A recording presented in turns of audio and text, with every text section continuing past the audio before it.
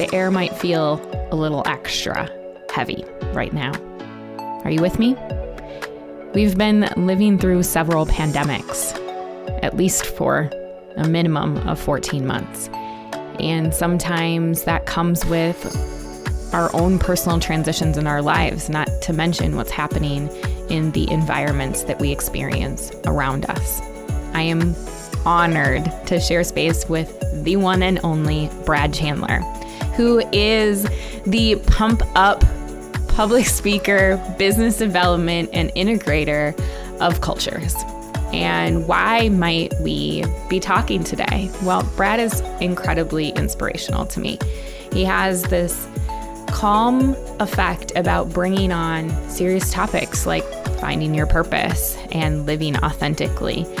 And he practices that, humanly practices that. I think what's great is Brad isn't the type of person to say that he's got it all together all the time. Because guess what? Neither do I. He doesn't. And granted is, you probably don't either. And sometimes it just feels like we need somebody to know that we don't have it all together and we're still struggling. But how do we dig deep? How do we ground our feet in? How do we have that purpose? Not only in our life, both personally and professionally, but also in our financial lives. Brad and I talk a lot about how do we weave in purpose? How do we step into that space that allows us to truly live our lives the way we want to, not the way somebody else tells us we have to. Know that just because both Brad and I might be entrepreneurial spirits, that doesn't mean that that has to be your path to action, right? That doesn't have to be your thing that you do. But how are you weaving in what your purpose is, what really drives you every single day of your life? I hope that you enjoy this episode with Brad Chandler.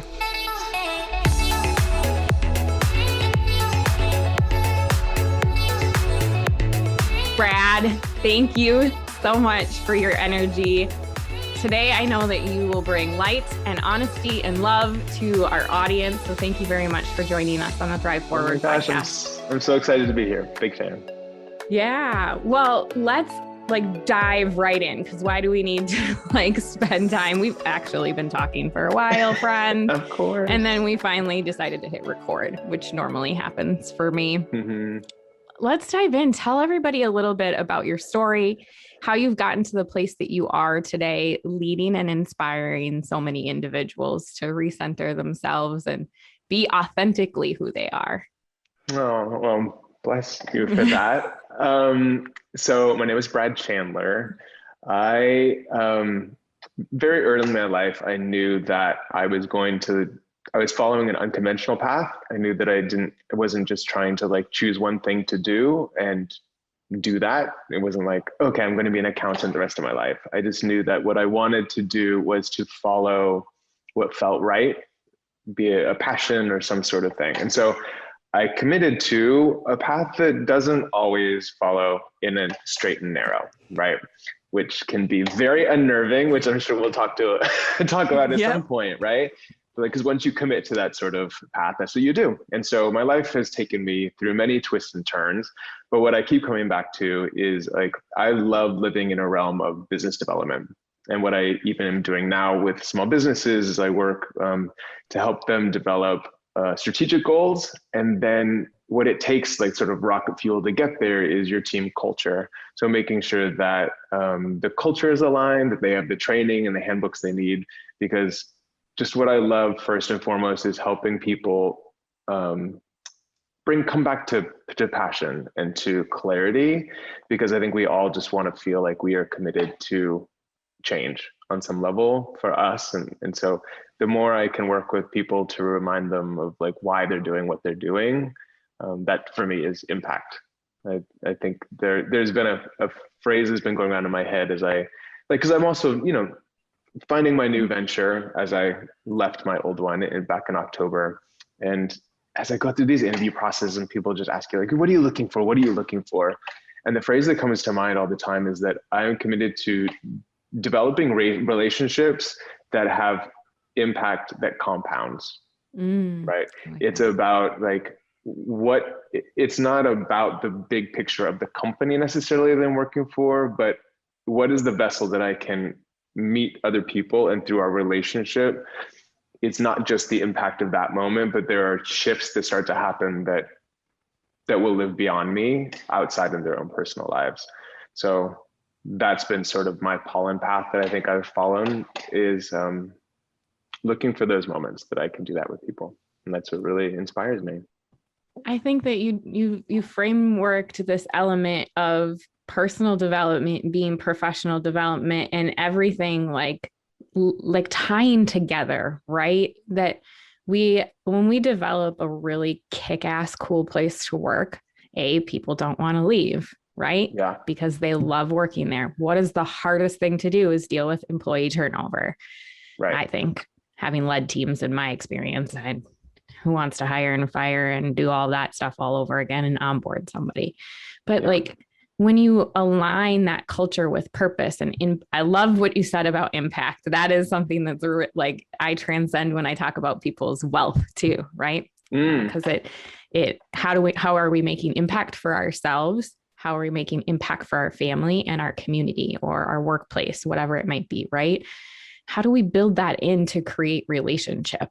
You do such a great job of drawing. Brad and I had the opportunity through another group that I'm a part of, Brad spoke to, and he led us through this great like meditation activity of really finding out what's important to us and how do we make that a center of everything that we do every day.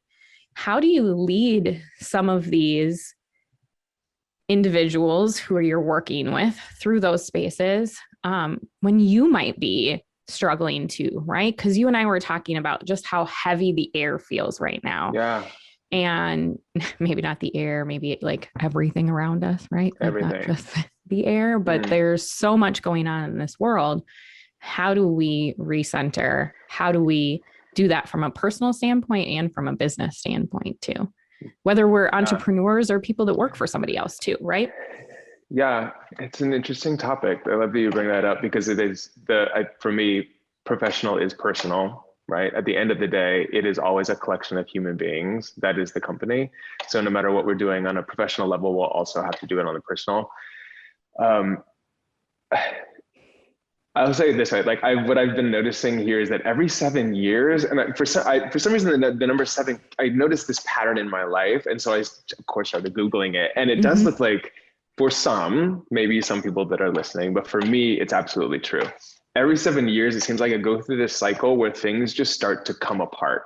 They fall apart, right? Like it feels like I'm quote unquote, like back to the beginning where I have to start over, or but there's a humbling experience that happens every 7 years.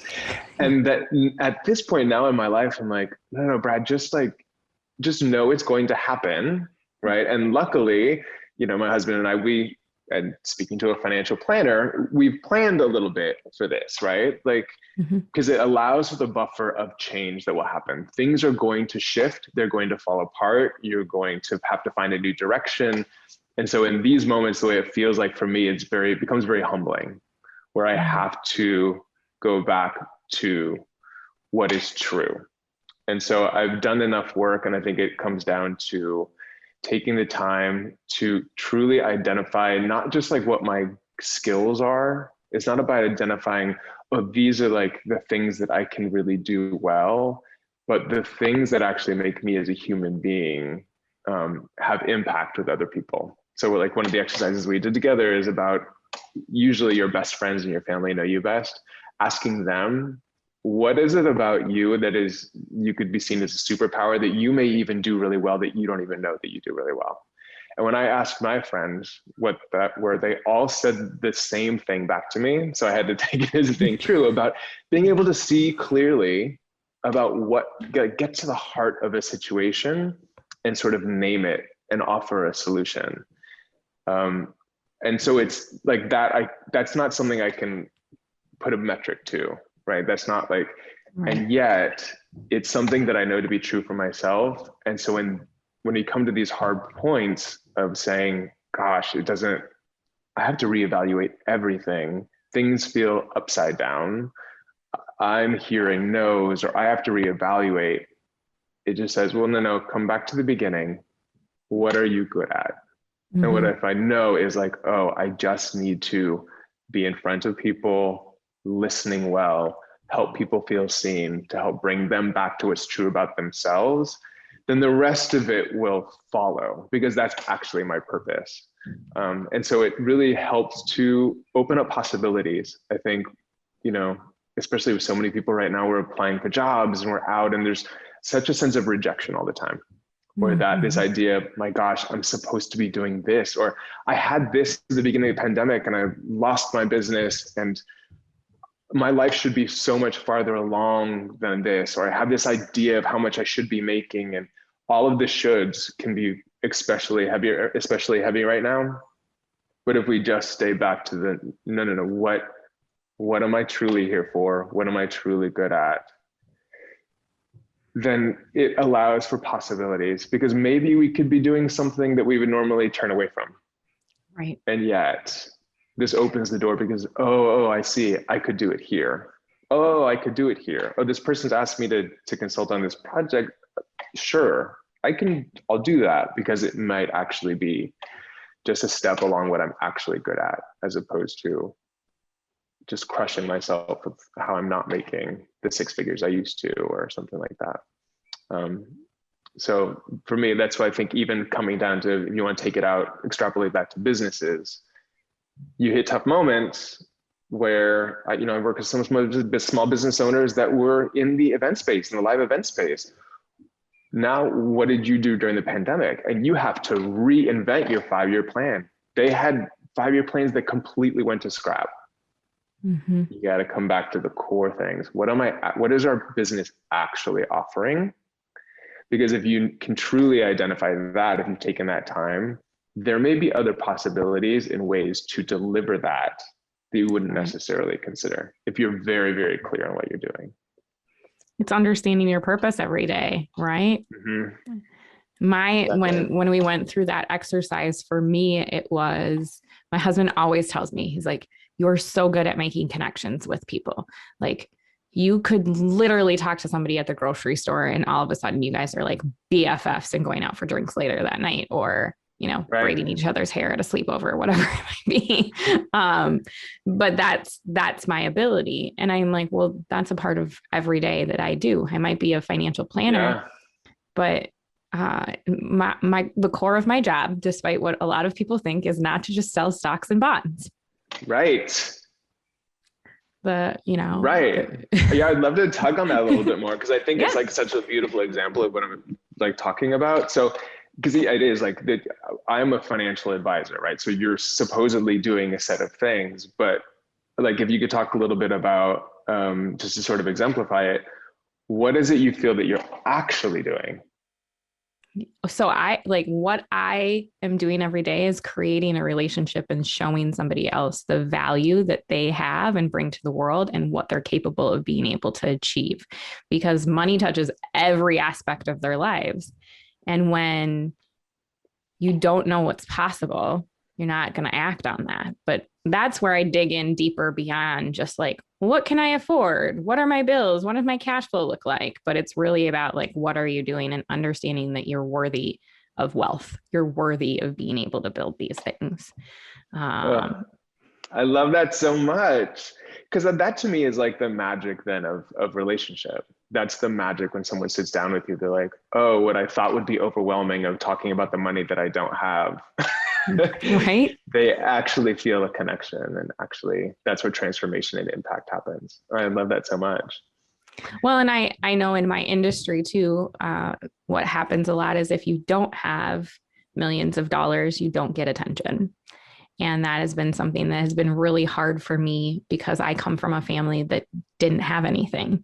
So my parents didn't have the savings to be able to do a lot in their life. My mom worked until she was 70. And the reason why she stopped working was because my dad was diagnosed with Alzheimer's and dementia. So, that provided a whole other layer of lack of planning, right? And that part, what I saw for them wasn't necessarily that they never worried about it, but they didn't project that worry. And instead there was just other aspects of life that meant more. And when I would sit down in rooms with my peers, it was like, oh, well, these people don't have any money. It's not worth my time. And I'm like, but these are people. And we can show them what they're capable of being able to do. And how do we make that different so that we have lots of individuals achieving wealth in the aspect of what that means to them? So I repurpose the word money and wealth a lot. Money flows in and out, wealth grows and stays. For compliance purposes, I can't say that wealth grows, but the idea of it is growing. Got it. I can neither promise anything from a compliance standpoint. Do you have an example of like how that's happened in the past, where by investing your energy in someone that way, you've seen them blossom in ways that they wouldn't normally at a financial advisor? Yeah. So I have a planning program. I mean, like, not that this is like a Shannon, like, yeah, no, I mean, but I do, I have a financial planning program that I work with people who don't necessarily have assets to invest yet. And so it's a lot of times working them out of debt, helping them understand what they're worth. One of my clients, obviously everyone's situation is different, but when she came to me, she had accumulated a lot of revolving credit card debt and things of that sort. And she was at a job that she thought she was happy with, but really wasn't. And by uncovering really what her values and her purpose and her vision was for her life, we were kind of able to, one session was like, hit you between the eyes. You can go do this if you wanted to. You can leave. You could go get a job that pays you more. But she needed somebody to kind of hold that mirror up and show her. And now she's got 6 months of savings. She's got the credit cards paid off. She's got a new job. She's got a space where she's now not just surviving, but she's really starting to work through that like thriving point. And our goal is to like start that investment aspect of things. And for me, it was important to be able to help both individuals like herself and individuals who had generational wealth, right? Yeah. And everyone in between, because I think everybody has that aspect, but that's being able to show her that she could do it. She just didn't believe it. And sometimes the financial behaviors or stories that we tell ourselves get in the way of us actually doing the strategy that we want, right? Because we don't deal with the underlying emotion.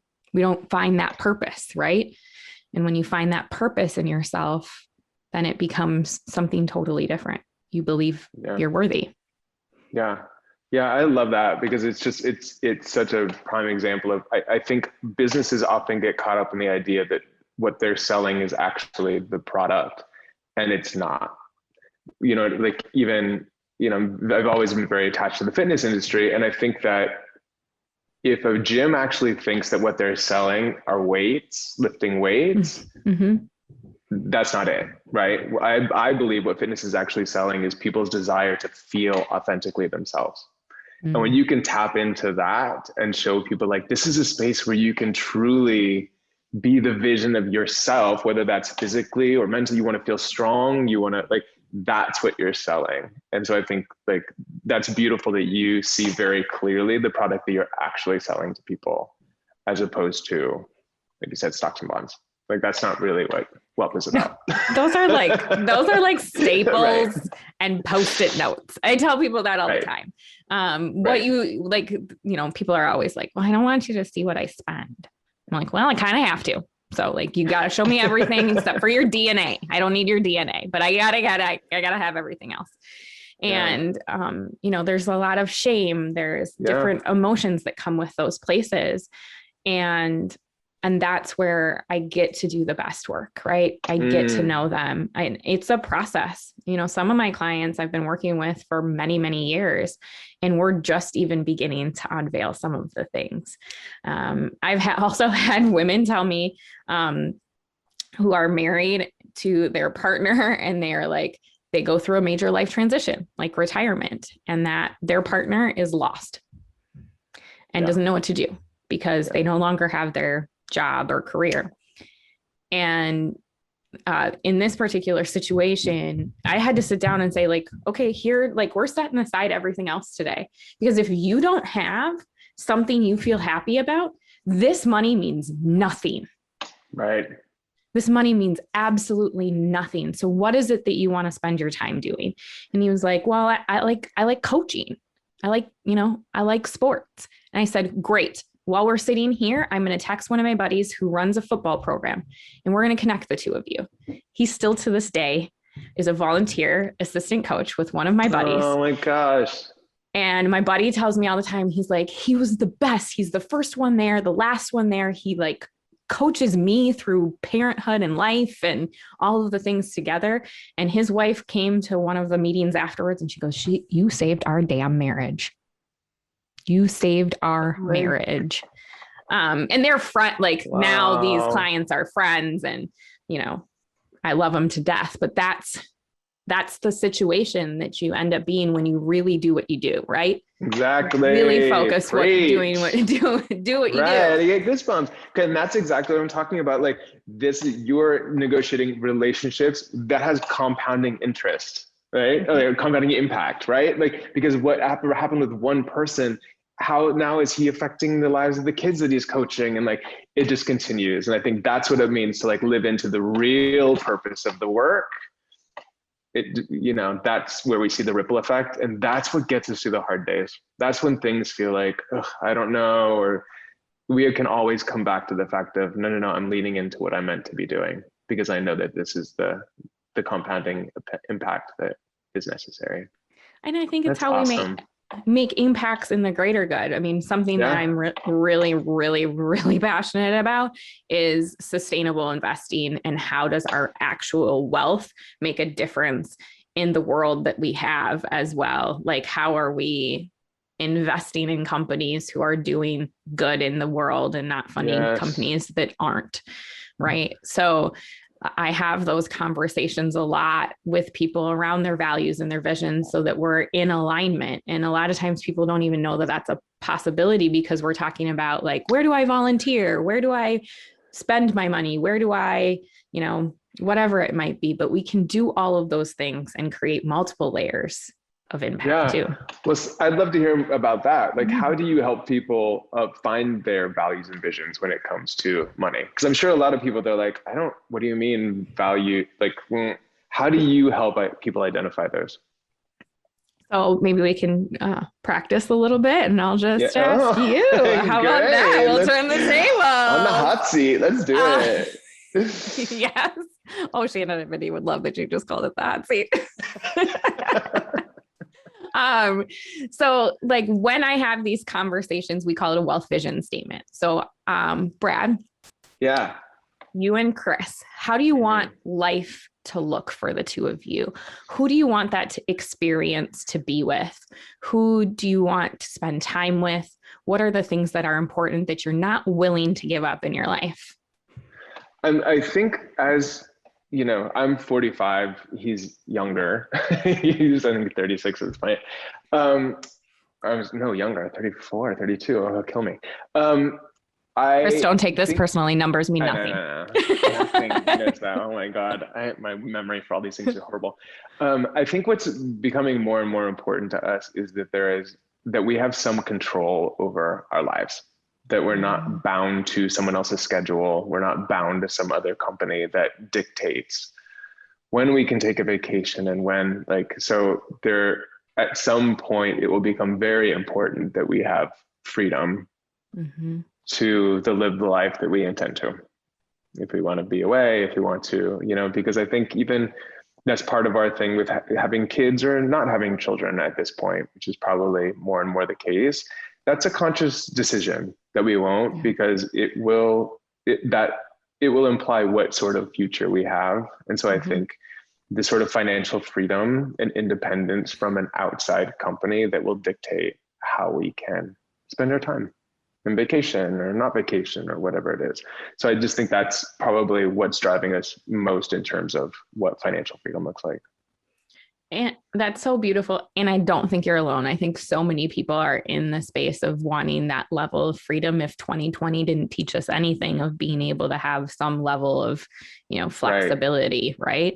I think that that's so key. So when you look at how that flexibility impacts, like, who else are you spending that time with? How are you impacting? What are the extra things that you want to be able to do? Like, what does that life look like? If you want that freedom, what are the Mm-hmm. things that you aren't willing to sacrifice besides that, And from like a day-to-day perspective? yeah, well, even in that, I think we talk about like, what does it look like? Why, how do we bring our family on vacation with us, the extended family, or, to be able to host other people or give them things that they may be struggling with because they have kids and they have made those decisions. Like, Mm-hmm. so how can we support their lives as Yeah. And well? those So it buggers are is expensive. Trust me. very expensive. And geez, the more and more kids I'm around and the parents, I see how much, and increasingly so, um, kids require Yeah. from your entire Well, you life. just get to be the cool uncle. That's That's right. cool uncle. That's right. So to be able to support friends and family, I think around us that may need the help is Yeah. important to us as well. And I know how important physical activity is to the two of you and lifestyle. So Mm-hmm. I would assume that that's a big part of, like, your physical health and wellness is something that's important to you, as well as mental health. That's right. And how do you see being able to make that impact in beyond just you and Chris and your extended family? What impacts do you want to make to the world and the communities that you guys are a part of? For me, there is a level of civic engagement that is coming. I do want the time and the freedom to be able, like, I just signed up as a VDR, I guess it was a volunteer registrar, voter registrar or something. So I can Yeah. like be out in the community and just getting people registered to vote. So there's a level of civic engagement, and I'm working on a nonprofit to build for queer media. And there's, there are other things that I want to do. So it is that level of freedom that income isn't dominating my life in a way just to support myself, but will allow me to be more civically engaged. Yeah, it sounds like you want that element of freedom so that you have the flexibility to make impact, not only in your Exactly. life, but you don't want to be tied down to this element of, I have to do this, so I can't say yes to this other thing that really fills my soul up. Exactly. Yeah. I think like I'm a very passionate, motivated person, and there's only so much that I can give in a day. And if there is one job that takes all of that from me, then I just don't have any more to give at the end of the day. So I'd rather give it to something with compounded impact, There you go. I love it. So like, that's like some of the first activities that I play with clients is That's like, awesome. how do we work through some of these? And so then we start to write your wealth vision statement. And that looks like very specifically, like, who do you want to involve? What do you want that to look like, depending on where they are in their wealth journey? Like, what do they want retirement to look like? What do they want, their family wealth to look like? And I use wealth instead of money to change that mindset of not being able, like, well, I don't have wealth, Shannon. Well, yeah, you do. And if you start to think about it, then it will be there Yeah. too. And then it's for those who are retired, how do you want that life to transition for you too? How do you want to be cared for? How do you want your wealth to transition to other spaces? What do you wish your kids to do? Right. So when we know that there is an infinite amount that will be transitioned to the next generation, I have them write letters to their kids saying like, this is what you meant to me. This is how, and it's sometimes, some people love it. And some people are like, this is why you make me do this. This is so cheesy. I just want you to tell me that I doubled my return. And I'm like, Right. Your return means jack crap. Right. Your return, like, that means nothing from a financial planning perspective. Well, I shouldn't say that. It means something. Compliance, don't yell at me about that. But it means something, but it's not the driving force behind everything. Right. And so that's what I really try to come back to with them is, again, kind of that same purpose exercise from an individual standpoint that you do, just right. doing that in a little bit of a different fashion from a financial standpoint. Yeah, I love that. I was going to say that I love how we're so aligned in that, because I do think it is a process of you have to get to a place where you know yourself enough to know what makes you tick. And sometimes like we do have the two forces that are like fighting against it, because I know I chose an unconventional life, and there's a part of it that has to be a piece of that. But then there's another piece that's like, no, just do this, find the security, give me the pay, and all that. And like, you just have to do the work enough to be like, nope, this is who I am. This is what I choose. This is what's important. So it feels like you do exactly the same work. Yeah. Some of that I think comes from like our inner child too, right? And the stories that we were taught about money growing up. I'd be curious to hear like some of the stories that you were taught. For me, I have some of those same things. When I jumped from corporate to doing my own jam, I literally thought I was always going to work for the same company until I retired. And then I realized that was actually, I was not a in the box person. I was a much more like, please don't put me in a cage. I like my arms and limbs to fly free. Right.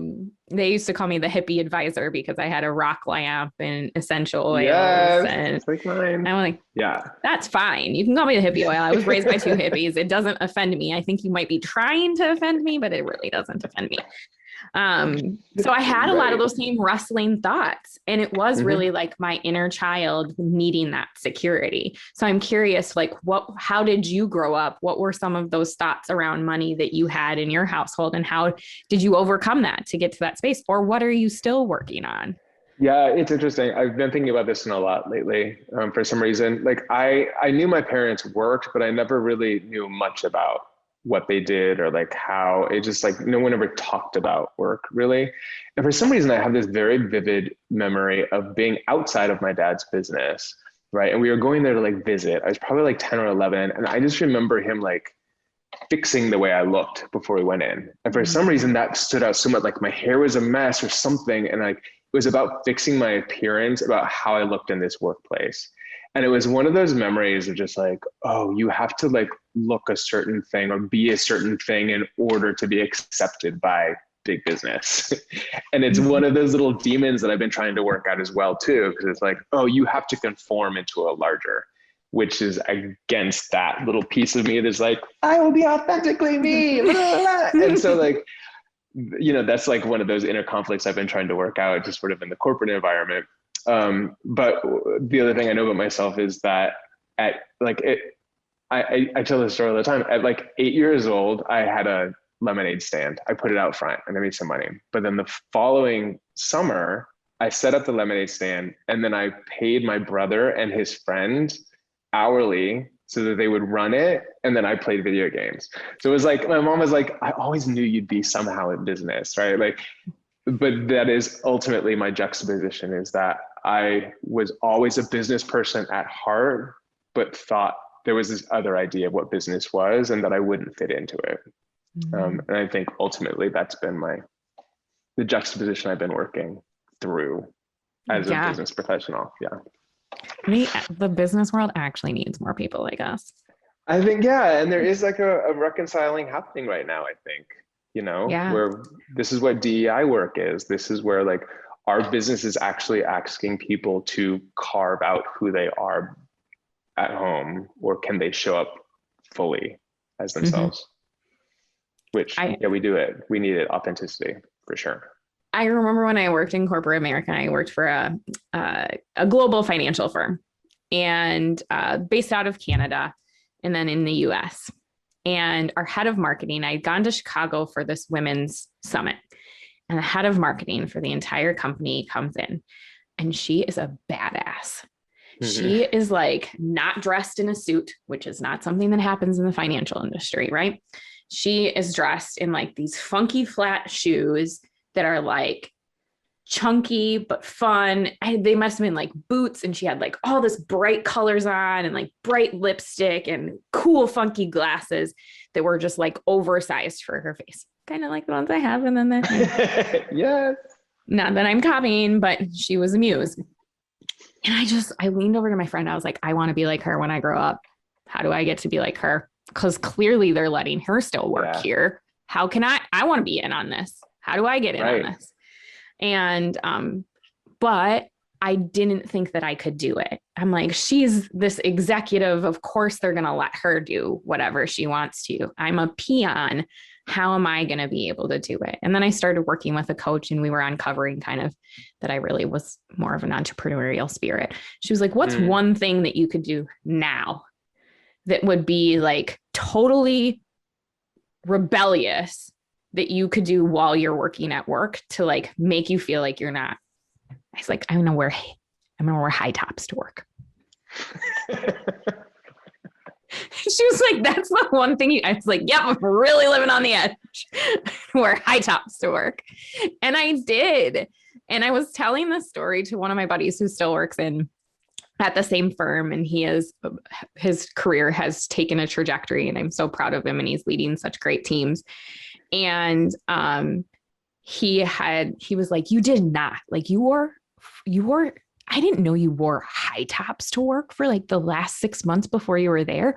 What did they say to you? And I was like, nobody said anything to me. My shoes were under the desk and my clients loved them. I was like, they weren't Air Force Ones. I have small, tiny feet, so I can shop in the kids section. So they were like metallic, cool, like high top shoes that I got at Target. And he was like, gosh, we just need so many more people like that. And he told me a story about a young man who wore a ponytail that he was going to tell to cut his hair because he didn't fit in. Mm-hmm. And he was like, thank God I didn't. I just saw this individual most recently, and he still had his ponytail, and he's in New York running all kinds of investment. And I said, see, that element of we can't fully be ourselves. Like, I think it's this transformation from one generation who, like our parents, probably felt like they had to be perfect, right? To now us rebellious high top wearing individuals who are not, and pushing the envelope a little bit more. Yeah, I agree. I think there's been this element of like sacrifice. We think we have to sacrifice in order to be employed, get paid, all of those things. And hopefully we're coming to a place where we realize we don't have to anymore. That's one important thing for me, is like, because now I've got a little gay flag on my resume, on everything, because like either you will take all of me or take none of me, period. Like, I have now worked in enough places where it was not only like acceptable for me to be my full safe self in this space, but actually sort of required and like requested to live fully. And so now I can't go back from that, you know. It's all of me. You get all of me when I work there, or else I really just don't want to work there at all. Period. Yeah.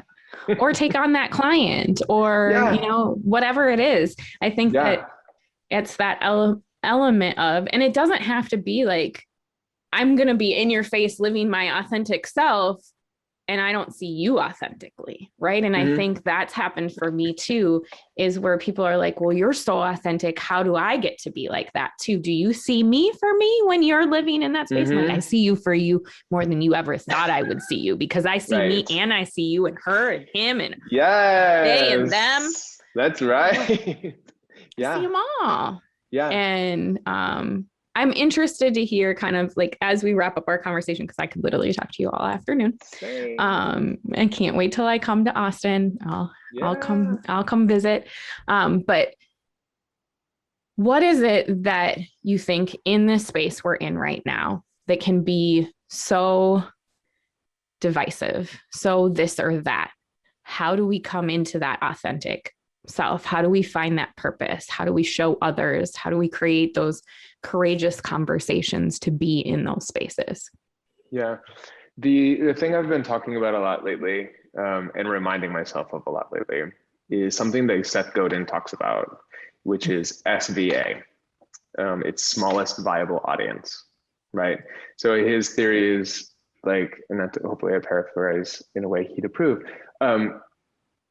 What is the smallest group of people that you actually need to speak to as a business? Sometimes we get so wrapped up in the idea that it's like, I'm speaking to a million people, or how do I speak in a way that just more people will follow me and more, and it, like, that's not the point. What is the smallest group of people you actually need to speak to in a way that they are moved?